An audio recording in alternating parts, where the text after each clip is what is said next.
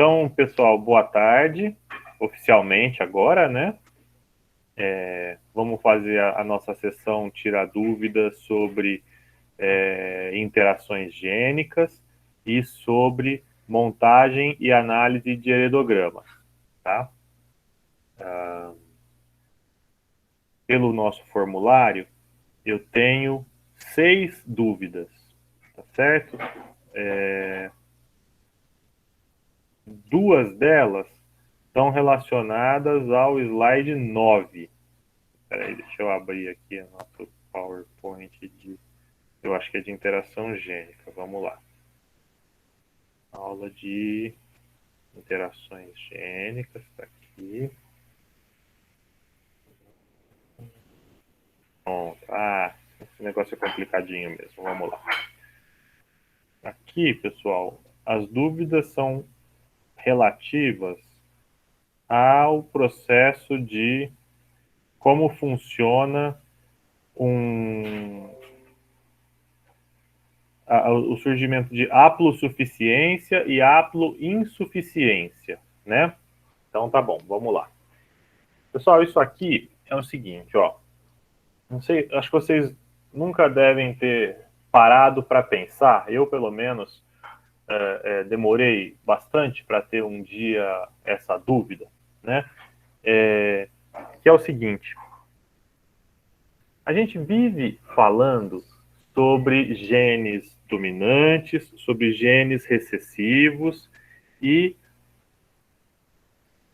o conceito que embutiram na nossa cabeça é o seguinte: o gene dominante se manifesta, o gene recessivo não se manifesta, tá certo?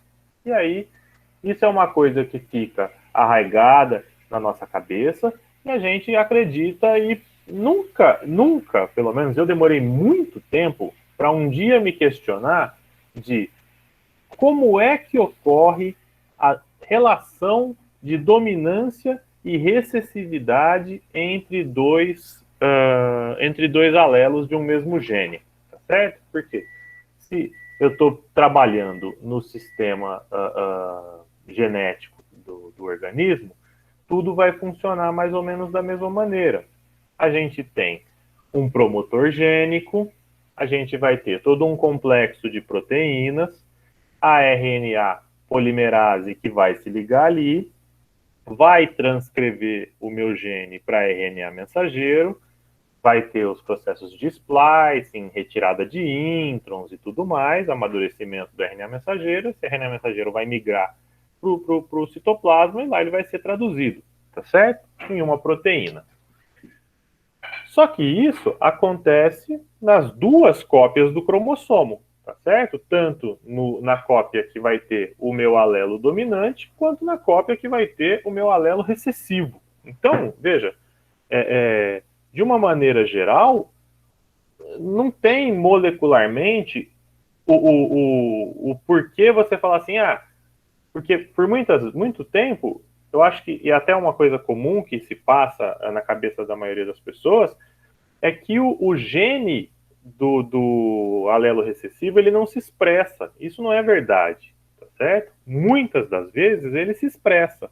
Então, o que vai acontecer? Veja, por vezes, esses alelos recessivos, eles sofrem mutações no meio do produto, da cadeia do gene ali, e uma das trincas, por vezes, você muda algum aminoácido que inviabiliza o dobramento da proteína como ela deve ser dobrada corretamente, tá certo? Vocês se lembram aí que proteína funciona naquele esquema de chave e fechadura, tá certo? Você tem a dobramento da proteína, ela adquire uma determinada forma, e essa forma é reconhecida por outra proteína, e aí elas se ligam e começam e desencadeia a tarefa que ela precisa, tá bom? Só que, se você tiver uma mutação, e suponha que você troca um aminoácido de carga negativa por um aminoácido de carga positiva, isso pode influenciar no dobramento dessa proteína, fazendo com que ela não saia exatamente como deveria ser, mudando a forma, e com isso ela vai ser uma proteína não funcional. Bom, então assim a gente tem as mutações, os alelos recessivos. Como é que vai funcionar num organismo quando ele é uma característica recessiva? Como que ela vai funcionar no organismo? Então, nesse slide aqui, o que está acontecendo? Está mostrando para um indivíduo homozigoto dominante, um indivíduo heterozigoto e um indivíduo homozigoto recessivo, tá certo? Como funcionaria nas duas cópias do gene. Então, esse é o cromossomo que veio do pai, esse é o cromossomo que veio da mãe, por exemplo, tá bom? Então, veja, nesse indivíduo que ele é homozigoto dominante, esse gene ele é totalmente funcional, produz um RNA mensageiro sem nenhuma modificação, vai ser traduzido e vai produzir uma proteína que desempenha, tem o formatinho bonitinho e desempenha o papel necessário para ela trabalhar, tá bom? O outro também. Então, aqui o que vai acontecer é que ele tem duas doses de proteínas que vão desempenhar o mesmo papel e estão perfeitamente funcionais. Diferente do homozigoto recessivo aqui. Como que vai funcionar no homozigoto recessivo? Esse gene, ele foi truncado aqui. Suponha que aqui, por conta dessa mutação que acontece aqui, ó, que é essa bombinha que explodiu aqui, ó, esse símbolozinho, ele tem uma proteína que agora ela troca algum aminoácido e ela não tem mais o formato final idêntico, perfeito para trabalhar. O que vai acontecer? Nem esta cópia que é produzida por esse cromossomo, nem esta cópia que é produzida por esse cromossomo, nenhuma das duas é funcional.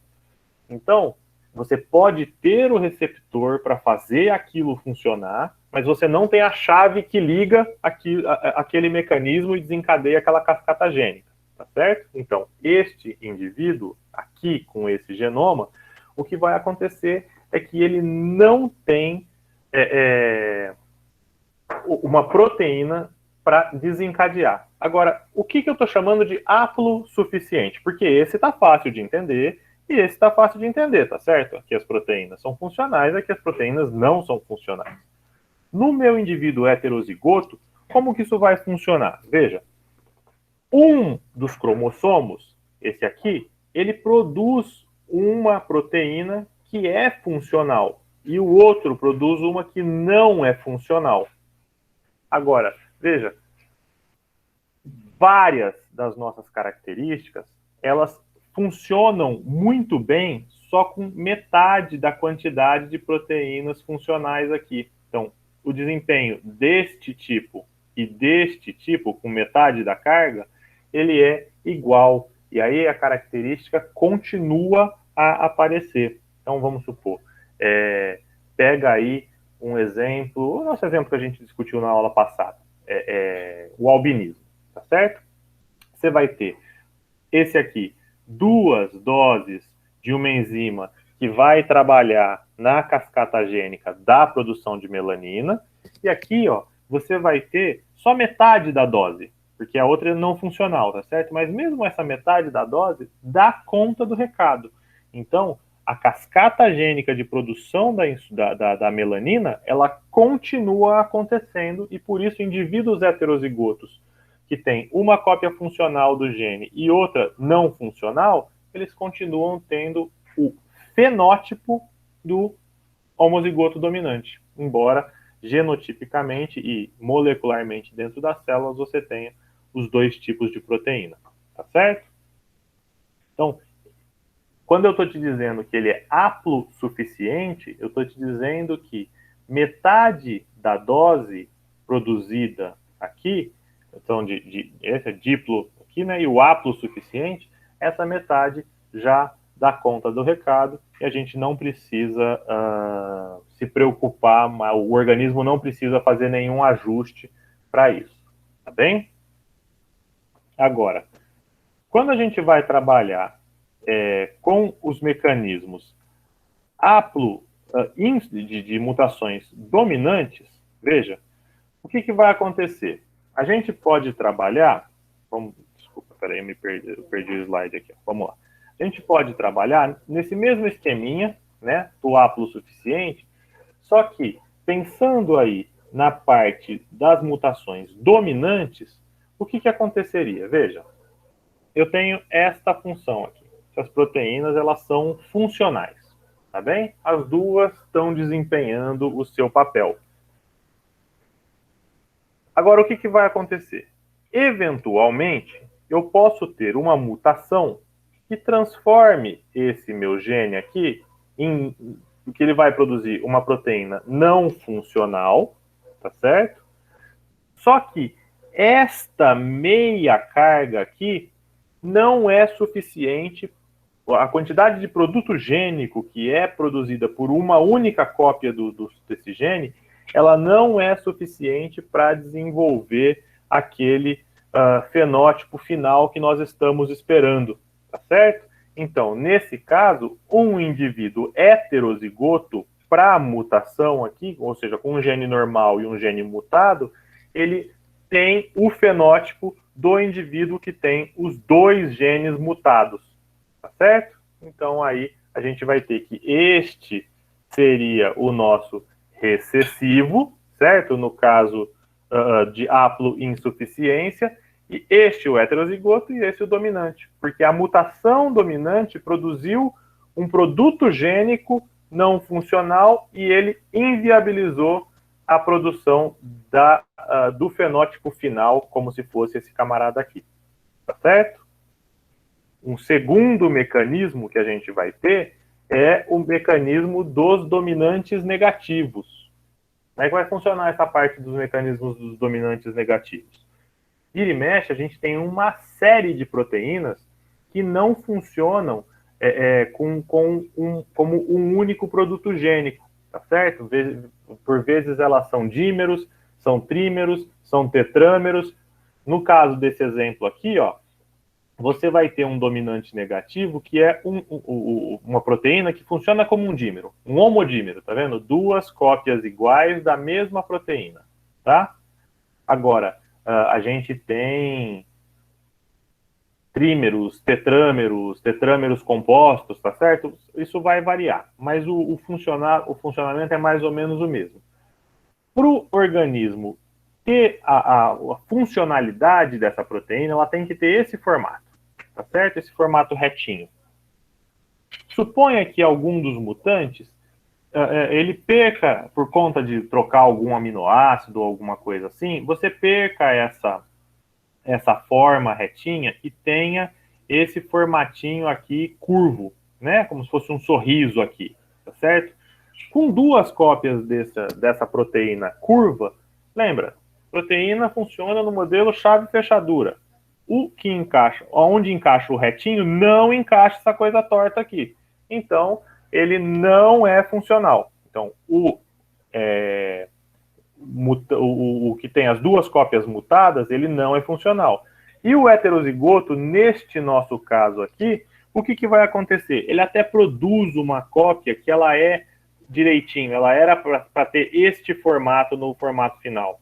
Só que, ao se associar essa cópia retinha com essa cópia sorridente aqui, ele também muda relativamente de forma para formar o dímero, e esse dímero não é funcional. E aí, qualquer mutação desse tipo aqui, ó, ele gera uma mutação dominante, em que a característica para de funcionar direitinho no homozigoto. Deu para entender? Não é um negócio simples, eu sei. Tudo bem? Que silêncio constrangedor. Não sei se está tudo bem. No chat, escrevam, por favor. Sim, não. Eu acho que estamos bem, Pro. Tá assim, bom. Vai levar um tempo para assimilar, né? Não é simples, eu sei que não é simples. Porque a gente tem esse negócio socado na cabeça de que dominante se expressa, a característica aparece, recessiva a característica não aparece, mas não é assim, tá certo?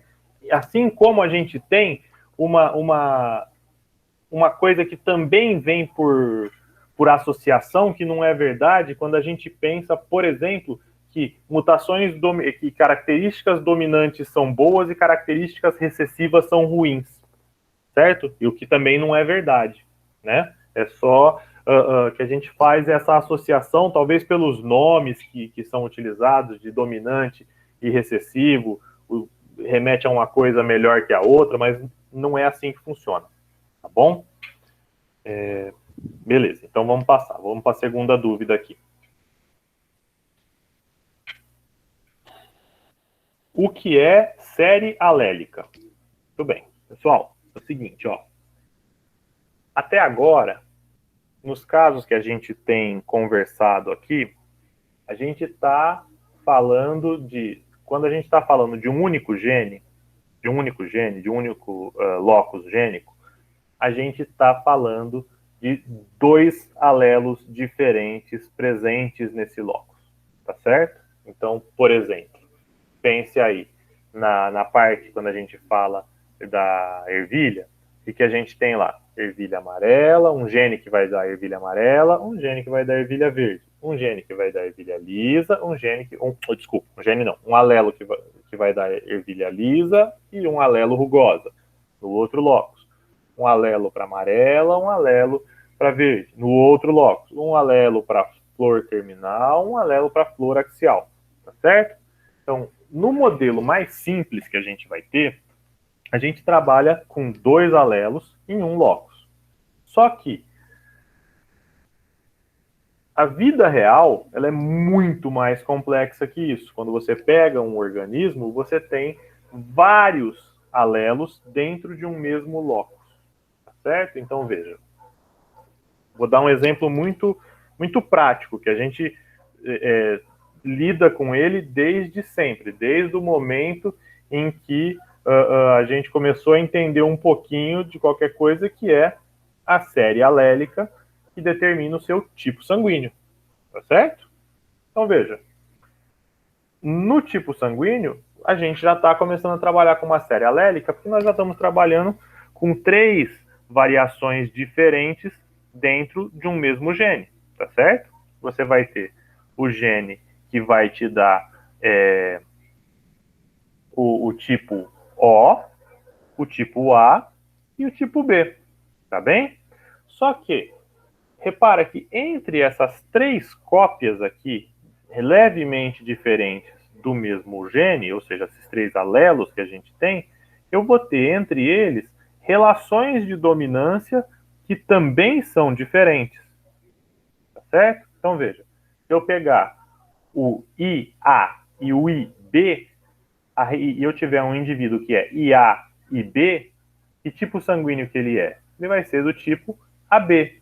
Ou seja, o A e o B são alelos que entre si eles apresentam codominância, tá bom? Agora, tanto o IA quanto o IB, eles já apresentam com relação ao Izinho uma relação de dominância. Então, se eu tiver um IB Izinho, ele é tipo B, e A Izinho, ele é tipo A, tá certo? Então, nessas séries alélicas que a gente está falando, eu estou só te dizendo que existem mais de 2 variáveis do mesmo gene numa população. E isso é muito comum para várias características, tá certo?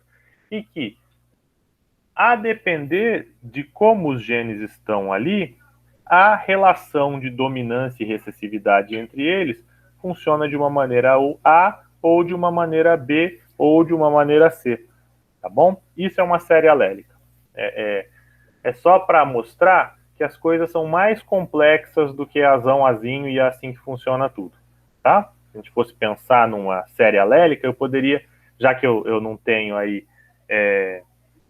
muitas, só tenho maiúsculo e minúsculo, eu poderia trabalhar com o alelo A1, A2, A3, A4, A5, e aí as combinações entre esses alelos no indivíduo deveriam ser 2A2, né? Então você faria A1, A2, A1, A3, A1, A5, A2, A6, essas são as possíveis combinações, e o fenótipo do indivíduo vai estar relacionado com a combinação desses 2 alelos que você tem e as relações de dominâncias entre eles, tá bom?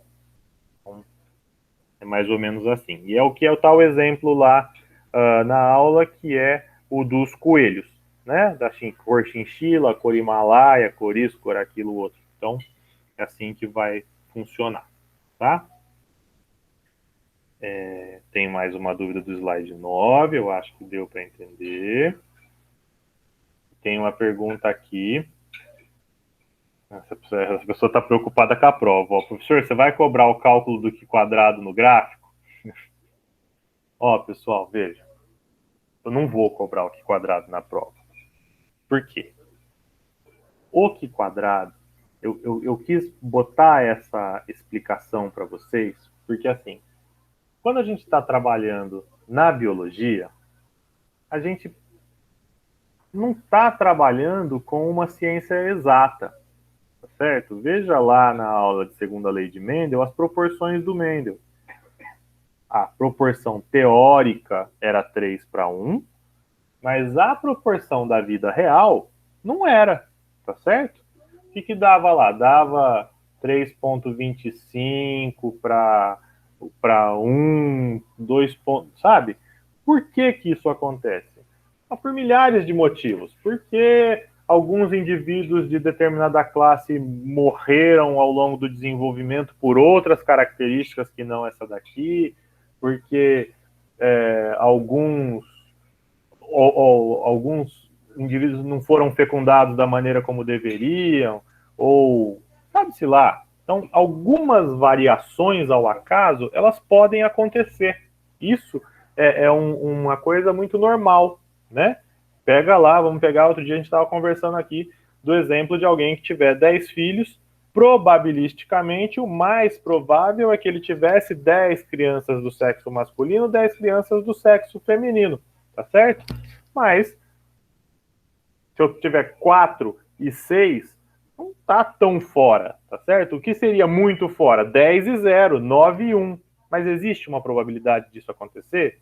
Existe. Agora, veja, se eu pegar um único indivíduo, tá dentro. Agora, suponha que eu pegue 300 casais, hoje em dia nem tem mais tudo isso de casal que tem tudo isso de filho, mas 300 casais que tenham 10 filhos. Se eu fizer uma média desses 3.000 crianças que nasceram, é para nascer mais ou menos 1.500 crianças do sexo feminino, 1.500 crianças do sexo masculino. Correto? Ah, professor, mas nasceu 1.505 e 1.495. Ora, então, aonde a gente entra com o Q quadrado? O Q quadrado, ele é uma ferramenta estatística que vai me permitir dizer que essas variações que aconteceram, elas não necessariamente são uma tendência. Elas são nada mais, nada menos do que uma variação pequena que pode ser explicada ao acaso, tá certo? Porque dentre os 10 filhos que aquele casal ia ter, na verdade precisou ser 13, 14 eventos de gravidez, e isso aí, né, por alguns abortos que tiveram, mais indivíduos de tal sexo morreram para lá ou para cá, isso desvia um pouquinho a nossa curva, percebe? Então, quando eu estou fazendo o teste do Q quadrado e usando aquela probabilidade estatística de 5% e tudo mais, eu quero dizer para vocês que existe uma probabilidade de 95% de chance daquele cenário que eu observei ser causado pequenas variações ao acaso, mas que ele reflita a realidade da minha predição teórica que eu esperava ter. Tá certo? A gente tem visto isso muito. Agora, o Jornal Nacional, ele deu de explicar, né, as pesquisas de opinião que eles fazem ali. Repara lá que o Bonner sempre fala assim, ó,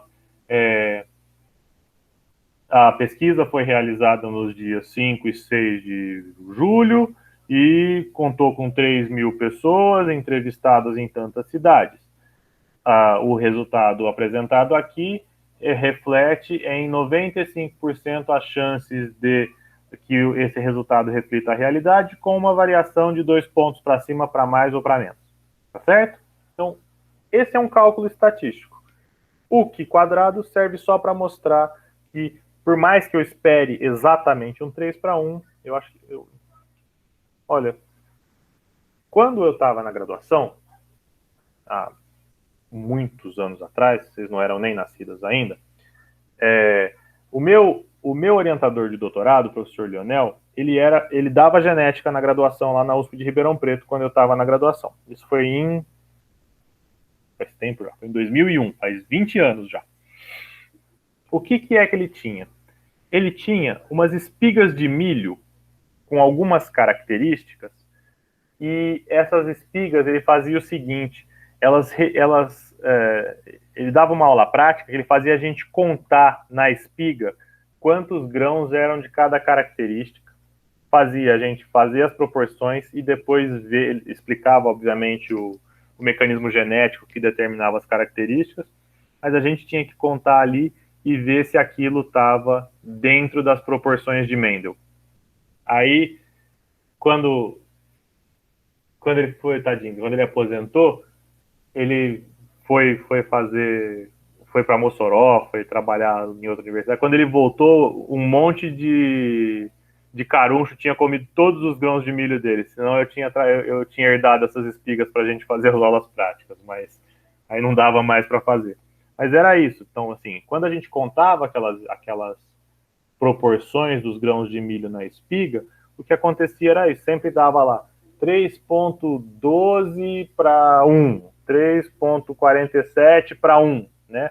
E de ano para ano isso ia mudando, porque as espigas iam perdendo alguns grãos e aí a conta mudava, né? Então, assim, chegou um momento em que a gente precisava depois aumentar muito o N, então fazia os testes, acho que eram 8 espigas que ele tinha. Cada grupo dividia, contava as características, e depois, no fim, a gente somava tudo das 8 espigas. Quanto maior a nossa amostragem, mais próximo da realidade. Tá bom? Muito bem. Vamos lá.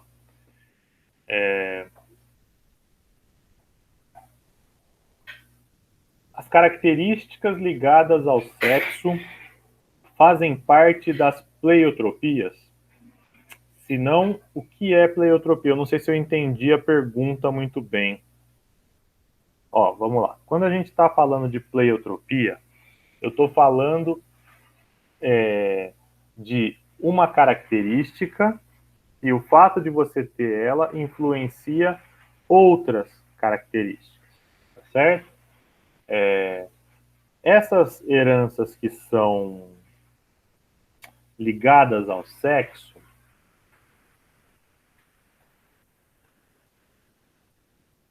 elas são mais...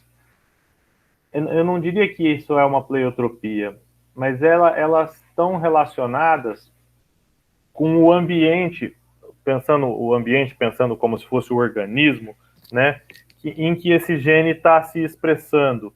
Então, se você pegar, por exemplo, calvície, o gene para calvície, ele existe, ele está presente em homens, ele está presente em mulheres, tá certo? O que vai acontecer é que toda a cascata gênica para desencadear na calvície, ele precisa ter um ativador, e esse ativador é a testosterona, tá? Então, quanto mais alta o nível de testosterona, altos níveis de testosterona vão ativar a cascata gênica, que vai fazer o cabelo cair e a gente ficar careca no fim da vida, tá certo? A pleiotropia é outra coisa. A pleiotropia, ela tem que funcionar em qualquer tipo de indivíduo, seja do sexo masculino, seja do sexo feminino. Então, acho que lá na aula a gente até dá o exemplo, acho que é da fenilcetonúria, né? Quem tem o fenilcetonúria precisa fazer, não consegue processar a fenilalanina, tá certo? E aí, em vez de entrar na cascata gênica para um lado, ela vira ácido fenilpirúvico e isso vai acumular. Então, veja, só o fato da pessoa não poder digerir a fenilalanina isso vai desencadear resposta em outras características fenotípicas, né? Então a urina vai ser mais escura, tende a ter os cabelos mais claros, porque a fenilalanina está ali na cascata para produzir a melanina, tá certo? Então é quando uma característica, um gene, ele influencia vários lugares no organismo, tá bom? Então é mais ou menos isso. Não sei se eu consegui ser muito claro nesse ponto, tá? Tudo bem? Como é que tá?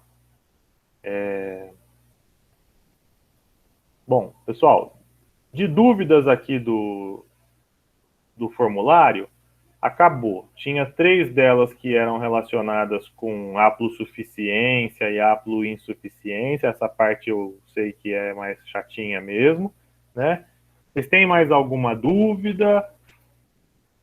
Eu coloquei hoje já para vocês no E-Disciplinas a aula sobre aconselhamento genético, tá certo? Essa aula, quem deu a aula de aconselhamento genético para mim no ano passado foi a professora Viviane, professora convidada, tá certo? Mas, de qualquer maneira, semana que vem, vocês vão, né, assistir a aula hoje, não vão poder, não vão acompanhar comigo, mas eu tô lá também, mas de qualquer maneira, sexta-feira que vem, a gente volta para fazer a tirar dúvidas do aconselhamento genético. Como estamos? Podemos partir? Vocês têm mais alguma dúvida? O grupo de seminário está aí? Seminário? Sim, pronto, estamos aqui. Então tá. Então,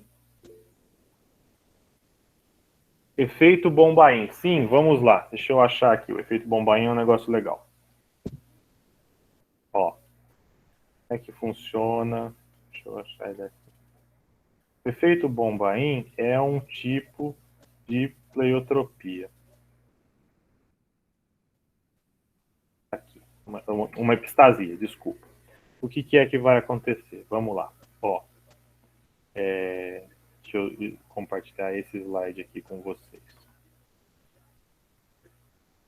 Ó, por que ele vai... Como é que vai funcionar aqui a parte do efeito Bombaim? Veja, é o seguinte, ó. Quando eu estou trabalhando com a... Deixa eu botar o laser aqui, peraí. Isso, aqui, ó.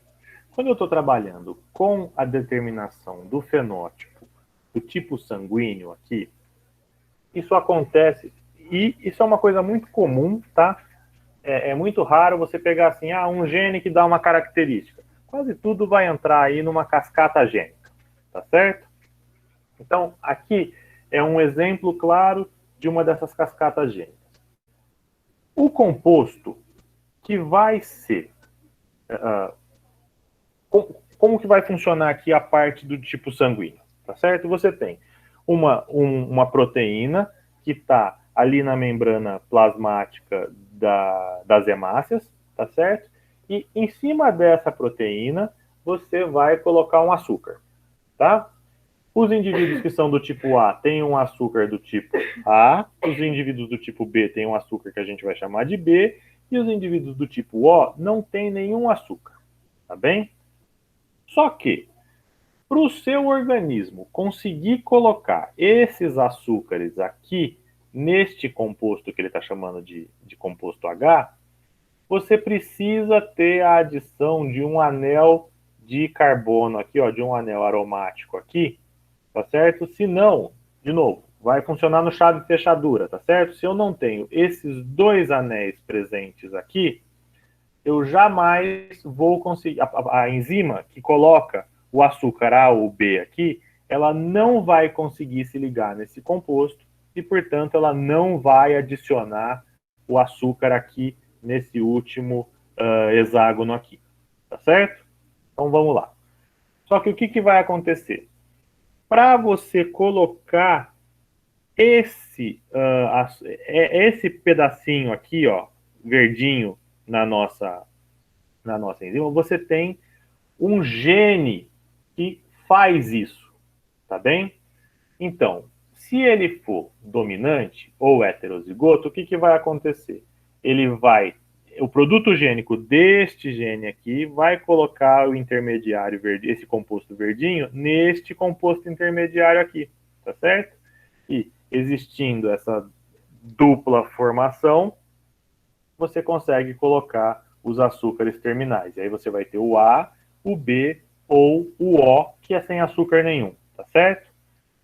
Quando você tem um indivíduo que é recessivo para este fenótipo, para esse locus gênico aqui, ele não consegue colocar esse composto verdinho, tá certo? E se ele não coloca esse composto verdinho, jamais você conseguiria colocar o A ou o B diretamente aqui, tá certo? Então, como é que vai funcionar essa epistasia aqui?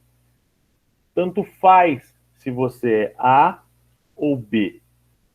Se você não tiver o gene que coloca esse compostinho verde aqui, você nunca vai conseguir colocar. Então, a pessoa pode ser, genotipicamente, ela pode ter os genes para ser A ou para ser B. Mas se ela não tem o gene para colocar esse composto verde, ele nunca vai expressar o fenótipo A ou B. Ele sempre vai ser O, porque você não consegue colocar o açúcar terminal ali na cadeia. Certo? Deu para compreender?